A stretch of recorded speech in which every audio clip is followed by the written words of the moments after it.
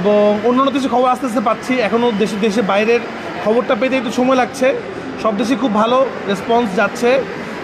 আমি নিজেও আমেরিকাতে যাচ্ছি, ওখানে দর্শকদের সাথে সিনেমা বসে দেখবো একসাথে। আমি খুব এক্সাইটেড। সবথেকে বড় খবর যেটাতে এক্সাইটেড বেশি, সেটা হল মালিক থেকে, মানে হল মালিকদের পক্ষ থেকে, ডিস্ট্রিবিউটরের পক্ষ থেকে জানানো হয়েছে যে তুফান যে সেল দিচ্ছে এটা গত 20 বছর কোনো বাংলা ছবি দিতে পারেনি। আসলে তারা খুবই হ্যাপি যারা আমাদের সিনেমাটা নিচ্ছে। আপনারা জানেন একটু বেশি রেন্টাল দিয়ে নিতে হয়েছে, কারণ সিনেমা বাজেটটা যেহেতু বেশি ছিল আর কি। তো সবাই একটা টেনশনে ছিল যে কী হবে, বা সবাই আলটিমেটলি হ্যাপি যে সবাই অনেক বেশি তাদের যে ইনভেস্টটা করছে তারা রিটার্ন পাচ্ছে। তো আসলে আমাদের উদ্দেশ্য এটাই ছিল, একটা সিনেমা যখন ব্যবসা সফল হয় তখন কিন্তু প্রত্যেকটা মানুষ লাভবান হয়। সেটা হল মালিক, প্রডিউসার বলেন, আর্টিস্ট বলেন, এবং আপনারাও বলেন, আপনাদেরও কিন্তু কী হয়, মানুষের ভিউয়ারশিপ বাড়ে, দেখে মানুষ, ভিউজ বেশি হয়। এবং যে সিনেমা হলের সামনে যে ধরেন যে ঝালমুড়িওয়ালা ঝালমুড়ি দোকানটাও কিন্তু ঝালমুড়ি বেশি বিক্রি হয়। তো একটা সিনেমা ব্যবসা কিন্তু অনেকগুলো মানুষের আসলে রিজিককেও ভালো দিকে নিয়ে যায় আসলে। তো এরকম যদি আরও ভালো ভালো সিনেমা হয় তাহলে আমাদের ইন্ডাস্ট্রি আস্তে আস্তে ভালো হবে। এবং তুফানের এই জয় জয়গান তো চলছে, এবং সামনে ইনশাল্লাহ আরও ভালো হবে। এবং এবার আমরা আশা করছি আমাদের সিনেমাগুলো আসলে কী হয়, ইন্ডিয়াতে ওইভাবে আমাদের রিলিজ হলে ওরকম ব্যবসা সফল হয় না। সেটা আমাদের পরাণ বলেন বা হাওয়া বলেন আমরা দেখেছি, মোটামুটি লেভেলে মানুষ দেখে। তো এবার আমাদের টার্গেট আসলে আমরা আমাদের সিনেমা ইন্ডিয়াতেও ব্যবসা সফল করব ইনশাল্লাহ।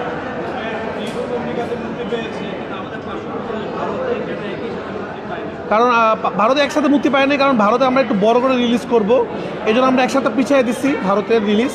তো আগে আমরা ইন্টারন্যাশনাল রিলিজ করে তখন ভারতে রিলিজ করবো। ভারতে ইনশাল্লাহ 5 তারিখে আমরা রিলিজ করবো ইনশাল্লাহ, মানে নেক্সট উইকে রিলিজ করবো ভারতে।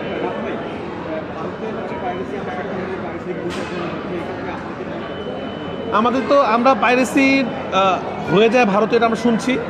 তো এটা জেনে আমরা রেডি থেকেই আমরা দিচ্ছি। বাট আমাদের যে SBF যারা এটা ডিস্ট্রিবিউশন করতেছে তারা এটা নিয়ন্ত্রণ করার চেষ্টা করবে। আশা করি বাংলাদেশ যেভাবে পাইরেসি আমরা নিয়ন্ত্রণ করেছি, ইন্ডিয়াতেও পাইরেসি নিয়ন্ত্রণ করবো আমরা আসলে। একটা জিনিস আমরা লক্ষ্য করি যে সিনেমার যে বিশ্ববাজারে যে একটা আয়ের একটা সুযোগ ছিল, সেটা কিন্তু বর্তমানে আমরা দেখতে পাচ্ছি যে বেশ কয়েকদিন ধরে এটা দ্বারটা উন্মুক্ত হয়ে গেছে। তো সামনে এটার ভবিষ্যৎটা আপনি কেমন দেখছেন? খুব ভালো। আসলে দেখেন, এত বড় বাজেটের ছবি যখন এক সপ্তাহের মধ্যে আমরা বলে ফেলি ব্লকবাস্টার, তার মানে আমরা সিনেমার ব্যবসা করে ফেলছি। এটা কিন্তু বাংলা সিনেমাকে একটা 12 জায়গা দিচ্ছে। যে এতদিনের একটা কথা ছিল কি, যে বড় বাজেটের ছবি আসলে বাংলাদেশে চলে না, প্রডিউসার টাকা পায় না, অনেক রকম কথা আসলে। এত সমস্যার মধ্যেও কিন্তু আমরা অনেক হ্যাপি, আমরা কিন্তু ব্যবসা সফল সিনেমা উপহার দিচ্ছি, এবং এত অল্প সময়ের মধ্যেই। এবং আপনারা দেখতে পাচ্ছেন আজকে এতদিন পর ঈদের, এখনও কিন্তু মনে হচ্ছে আজকে ঈদ। এটা মাত্র হল থেকে বের হলাম, মানুষ কিন্তু উল্লাস সিনেমা দেখছে। কালকের টিকিট নাই, পরশু দিনের টিকিট নাই, এবং সারা বাংলাদেশে একই অবস্থা। এই যে ঈদ শেষ হয়ে যাওয়ার পরও ঈদের মতো একটা উদযাপন, তার মানে মানুষ বাংলা সিনেমা দেখে, বাংলা সিনেমার প্রতি মানুষের ভালোবাসাটা আছে। তো আমরা এদের জন্য আরও ভালো ভালো ছবি বানাতে চাই ইনশাল্লাহ। সামনের দিনে আরও এরকম তুফানের মতো ছবি আমরা বানাবো ইনশাল্লাহ, এবং আমরা আশা করি দর্শক এই সিনেমাগুলো দেখবে।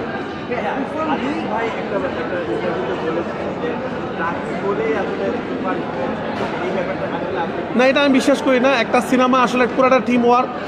একজন ভালো ডিরেক্টর যেরকম লাগে, একজন বড় সুপারস্টার যেরকম লাগে, টেকনিক্যাল টিম লাগে, প্রত্যেকটা মানুষ, প্রডিউসার লাগে, সবাই মিলে একটা সিনেমা বানাতে হয়, একা একা সিনেমা বানানো যায় না। তো তুফানের ফুল ক্রেডিট, ফুল টিমের, তুফানের ফুল ক্রেডিট সবাই মিলে আমরা এবং তুফান এটা বানাইছি আসলে। এবং তুফান 2 আমরা আরও বড় করে, আরও বড় পরিসরে বানাবো ইনশাল্লাহ।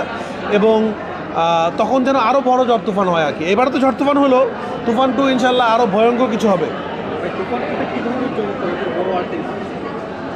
চমক তো অবশ্যই থাকবে। তুফান 1 নিয়ে যেহেতু মানুষের মাথা নষ্ট হয়ে যাচ্ছে, তুফান 2 দেখে মানুষ পাগল হয়ে যেতে পারে। হবে, অন্য কিছু হবে ইনশাল্লাহ, ভালো কিছু হবে। থ্যাংক ইউ সবাইকে।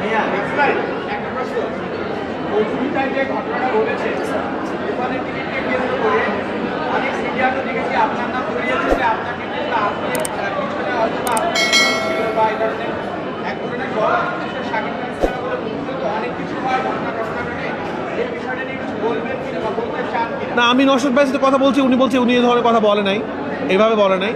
তো আমি মনে হয় এইটা নিয়ে কমেন্ট করলে আরও বেশি হবে। আর মধুমিতাতে যে ঘটনাটা ঘটছে, ভাঙচুর হয়েছে টিকিট নিয়ে, আপনারা দেখেছেন, আপনারা সেখানে ছিলেন, আমরা সেখানে ছিলাম না। তো আমার মনে হয় আপনারা এটা বের করেন কারা এটা করছে। এটা আমরা তো বের করতে পারবো না, আইনশৃঙ্খলা বাহিনী বের করতে হবে, বা আপনারা বের করতে পারবেন।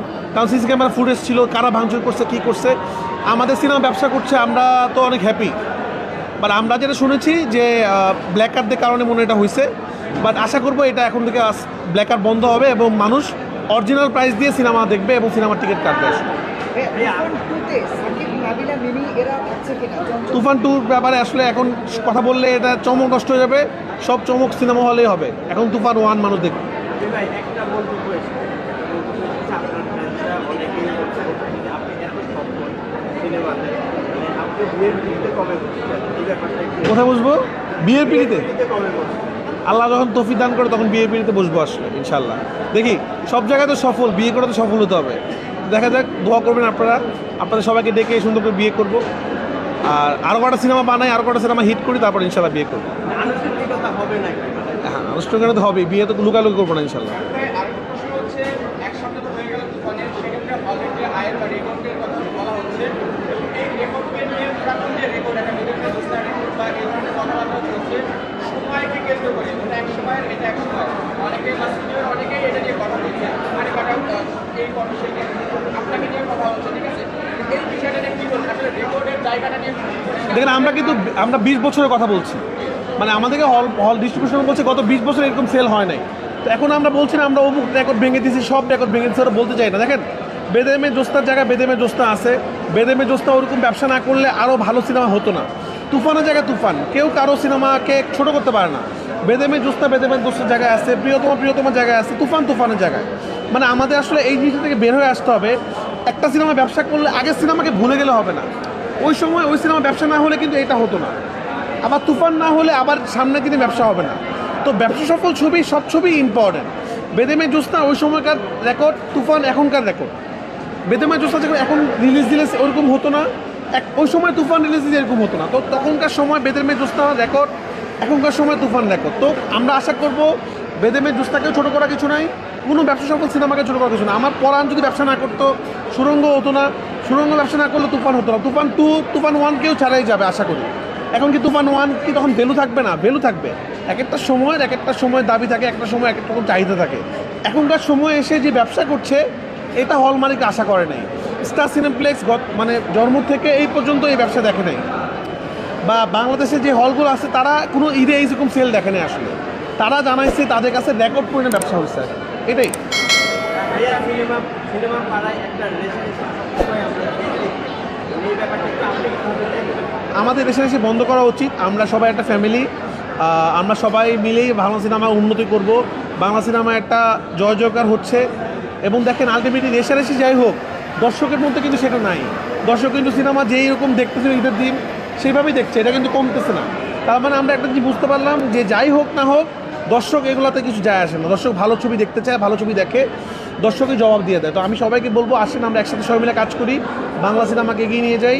আমাদের সবাইকেই দরকার আছে, নতুনদের যেরকম দরকার আছে, পুরানদের দরকার আছে, সবাই মিলে একটা ভালো ইন্ডাস্ট্রি আমরা তৈরি করবো ইনশাআল্লাহ। পাশাপাশি ভাইয়া একটা প্রশ্ন করতে চাই, সেটা হলো পাশাপাশি শাকিব খান ভালো হচ্ছে এবং এটা প্রতিটা ডিরেক্টরই বলছে যারা ওনার সঙ্গে কাজ করছে, কিন্তু একটা মহল শাকিব খানকে নিয়ে কিন্তু বিরূপ মন্তব্য করেই যাচ্ছে প্রতিনিয়ত। মানে এই ব্যাপারটা আসলে আপনি কীভাবে দেখছেন? একজন সুপার দেখেন, যত বড় বড় মানুষকে নিয়ে বিরূপ মন্তব্য হবে তার মানে তার কিন্তু জনপ্রিয়তা কমে না।